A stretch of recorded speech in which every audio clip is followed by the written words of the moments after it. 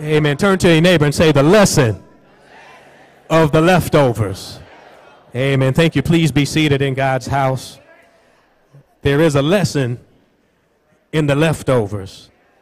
This is a very familiar text.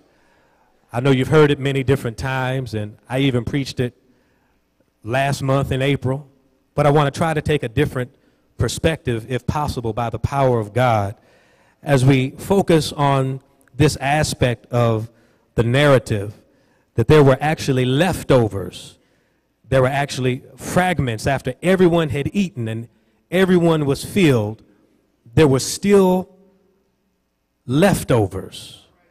There was still much more to be had. And so here Jesus is. His popularity was at an all-time high. Jesus was huge at this time. I mean, Light Squad, where you at? Where's the Light Squad? Let me hear you shout out. Yeah, to my light. If you think Drizzy's hot, Jesus was hotter. If you think Rick Ross is hot, Jesus was hotter. You think Jay-Z is hot, Jesus was hotter. If you think Justin Bieber was hot, Jesus was much hotter. Jesus was at an all-time high in his popularity. He had throngs that would follow him wherever he went, not because he was rapping, not because he was singing, not because he was bouncing a ball, not because he was on a microphone, not because he was acting and entertaining, but because he was healing. He was working miracles. He was saving souls. He was transforming lives. And Jesus' ministry was focused on meeting the needs of the people. And so the reason why Jesus was so popular is because the game that Jesus spit was game that'll change your life.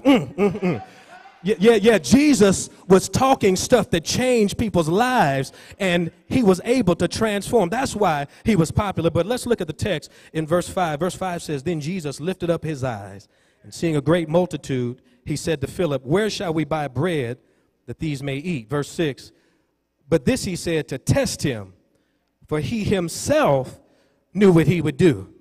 Can I tell you something, brothers and sisters? Whatever you're worried about, whatever you're concerned about, whatever it is you see and you don't see how you're going to come out, how a door is going to be opened, you don't see how a way is going to be made. Can I share something with you that Jesus has already worked it out?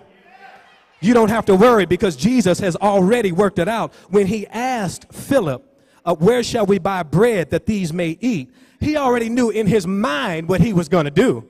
So he didn't need to ask Philip for information from Philip on what he was going to do. He asked Philip what to do as a test to Philip's faith. And brothers and sisters, he asked Philip because Philip had witnessed all his other miracles. Philip was one of the first disciples. Philip had been with him on every instance of healing bodies and raising the dead and giving sight to the blind, allowing the lame to walk. He had witnessed miracle after miracle after miracle. And so when Jesus asked Philip, "Where do we find bread? Where do we find money to feed these people?" Philip should have just said, "Jesus, I've seen how you've worked things out in the past. I've seen how you've worked miracles in the past, and I believe that this situation is no different. If you work those things out, you're certainly going to work this out." That's what Philip should have said, but Jesus had to test him. Jesus changed the dynamic. He changed the whole narrative. He went from talking to the disciples, to Peter, to Andrew, to talking about this little boy. Did you see the shift? And Jesus doesn't change dynamics to maintain. He changes dynamics to increase.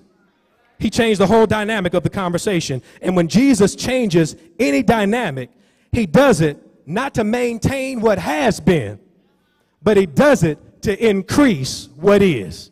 When you look at your life, brothers and sisters, there are some shifts that take place if you pay attention. Jesus brings the shift, and he changes the dynamic not to take you backwards, but to take you forward. When there's a change in your life, Jesus doesn't bring the change so that you can decrease. He brings a change so that you can increase.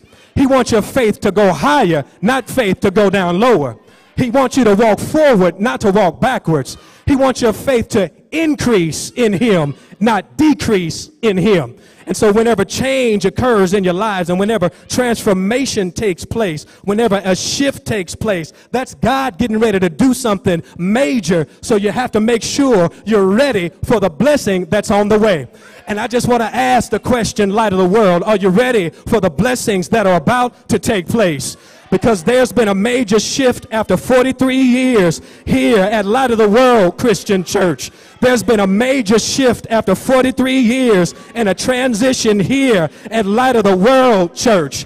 And it's not to maintain what has been, but it's to increase and to build on what God has already done.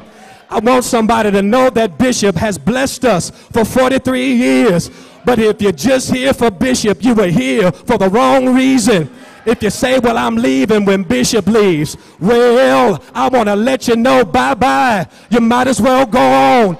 Because even if Bishop leaves, Jesus is still here.